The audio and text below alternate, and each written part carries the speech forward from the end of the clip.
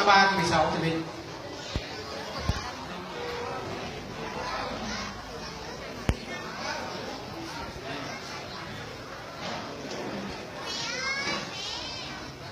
mới gọi hoài.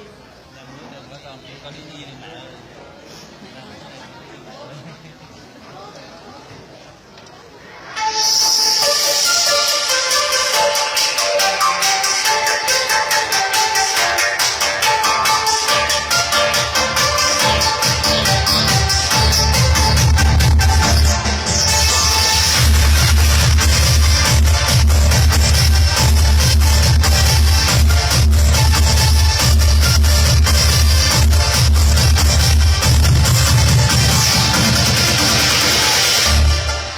làm nghe đuôi bay thuyền câu tre làm đêm băng qua kinh núi về quê một đôi dân trong làng giờ thì chúng ta làm ba mẹ ai hát đến về hỏi ra ai đã biết mấy thuyền câu tre làm nghe ai ở trong nắng chiều và quê cùng chia có như là vui một câu hẹn để đâu ai quên hết đau đây đây bắt nhịp ngọc chia cho ra là ra bên này thương em là bên này cùng chia tình ta cùng chia ta tình dòng nhớ lên thương nhau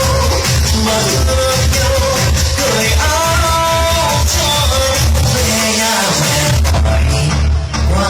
cầu qua đầu mưa gió qua đầu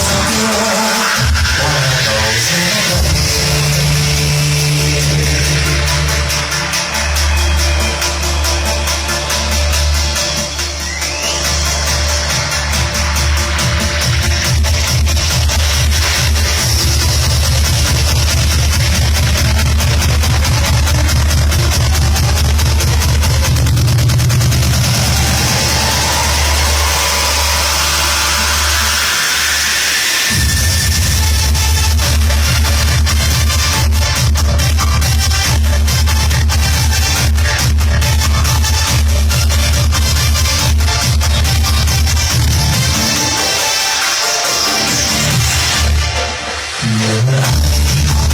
tôi qua lấy chọn làm bên